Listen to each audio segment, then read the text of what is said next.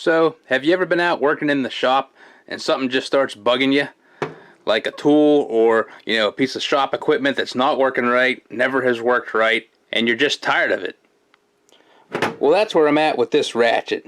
Now, I picked this up in a batch of tools I'd gotten quite a while ago, and it's an old, still made in the USA, Craftsman flex head, quick release ratchet. Now, in theory, this is a tool that I've always needed for quite a while. It's the extended handle, 3/8 inch drive. I mean, this is one of the most commonly used tools in the toolbox. The problem is, it sucks. The ratcheting mechanism is so coarse, it is not smooth at all. It never works the way you want it to. The head ends up, sort of indexing when you don't want it to. And this thing just basically sits in the toolbox and I never use it, rarely use it. So what do? Go out and buy a snap-on for $175? I've actually been thinking about it. I was so annoyed on that ratchet. Yeah, that ain't happening. However, my cheap reflexes kicked in once I saw those prices, and I had sticker shock and my wallet was kind of hurting a little bit, so we decided to go back to the drawing board and see if we can't do something about this. Now, you could go the Chinesium route and go to Harbor Freight and pick up one of those like Icon or Pittsburgh series tools that they're surprisingly not bad, I guess. But I mean, I still have a problem paying 30 or 40 bucks for something like that that's still of iffy quality. So we're going to try and do what we do best and modify this thing, take it apart and either make it or break it, and see if we can't improve the mechanism in here, make it smoother. Maybe, I don't know if we can make that detent any stronger, but let's find out. Now it looks like there's just one of those spiral circlips on here, like on the old Polaris pistons, wrist pins here. So that's coming off alright. Probably a better way to do this. Oh, that worked out alright. Wow, look at that. I guess we're in. So there's the teeth down inside there.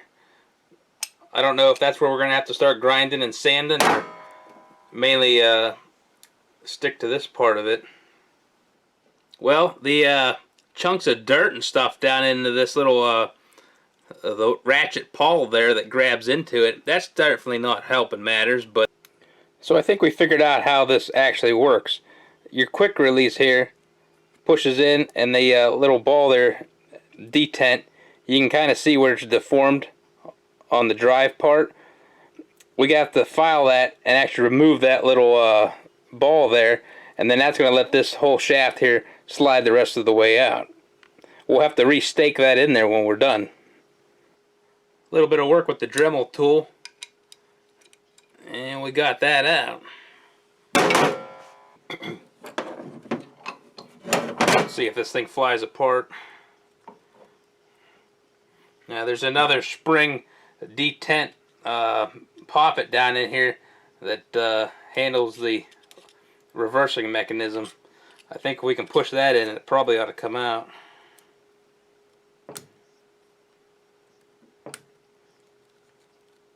Maybe. I'm getting really close to stabbing my hand with this pick. You always think that every time you're gouging at something with a screwdriver, you get that last minute feeling that you're like, I shouldn't be pushing this towards my hand. And as soon as you think that, it's over. You're going to stab yourself. If you just never think about that, you won't do it. But it's a law. If you think about it, it's going to happen. So as usual, things kind of exploded here and parts went flying. However, we was able to actually find the little spring-loaded poppet after it took a slight journey through the orbit here. And we're in. So there's the mechanism that switches the direction in your little quick release. So we still got to get this thing out. And there's another pin there, and it's staked in as well. So we're going to have to go grind on that. Remember, anything can be serviceable if you have a big enough hammer. Alright, well we got that pin out, and there we got that out. Yeah, the old vertical vise is getting used once again. Alright, well now we got all the pieces here. It's time to start getting out the little files and the Scotch-Brite pads and the wet dry sandpaper and start honing things out and basically reconditioning it and trying to make it the way it should have been from the factory. We're also going to press these ears together a little bit closer here because we had quite a bit of wobble on that pivoting head. And by press together, I mean hit with the hammer. So we're going to get a fine file here that's half dull and just basically deburr all the edges. So about a year later, we're sort of finishing this job up. Oh, I'm telling you, Scotch-Brite pads could save the world. Polishing up some of the detents. Per usual, we get to reenact Honey, I Shrunk the Kids and try and find a spring within all that stuff. So we also stretched out the mainspring for the release with the little ball there, because this thing, the sockets wouldn't stay on there 100% of the time. So going back together. That's better. So there it is. We stretched the spring underneath that detent ball to kind of get a better, firmer, locking position. Greased everything up and we put it back together. Now, I can't say it's like snap-on quality, but it's a good solid 50 to 75% better than it was, which is definitely going to make this thing more usable and maybe keep me from trying to throw it against the wall quite as often. The detent ball works. We just used the spring-loaded center punch to kind of, beat that back into submission to retain the check ball. So yeah, I think over time we'll keep using it. Hope it breaks in a bit more. I think a few good rounds of using it as a hammer should help things out. We crushed these ears together precisely, and this thing is a lot more. There's no flex now, so that's one less.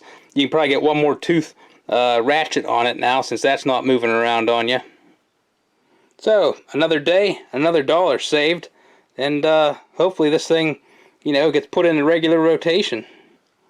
Now believe me, I mean, this wasn't free. You had your time involved refurbishing something like this, but I mean, the time you would have taken to have to run down to the store and get something or try and order it online, you just spend a half hour just working with what you got, and boom, you get some instant gratification. One of the other advantages to trying to fix something like this is a little bit more like self-reliance, basically, and working with what you've got. These days it seems all too easy. People just run out to the store or hop on Amazon for anything you need. I mean, heck, I'm guilty of that. I do that all the time. But back in the day, or when you didn't have a store or a interwebs right there at your side, you had to make do with what you had for a while. And being able to, I'm always trying to think of, what can you fix and can it be fixed, and is it worth being fixed, before you just go out and buy something new. And by, just jumping in right into the deep end, trying to tear apart something like this that you really don't have an idea on how it works or how it comes apart, I mean, it can be a little bit frustrating and, a little bit challenging at times, but heck, that's half the fun. You end up getting to, see what's in there, and then you get a sense of accomplishment and satisfaction when you do take it all apart and put it back together, especially if you can make it work better than it did in the first place. And it's sort of, it builds on things too. Like when you take apart, now that I kind of know what's inside a ratchet mechanism, if I ever got to rebuild a different one or a different brand, I mean, you'll sort of have an idea on what you're getting into, and you'd be a little bit less reluctant to even give it a shot. So, there's usually no downside to at least trying to tear something apart and fix it if it's already going to go into the trash bin. And heck, if saving money is making money, we just saved ourselves dang near a couple of $100 if we didn't go out and buy the top of the line. So at that rate, I'd take that pay all day long.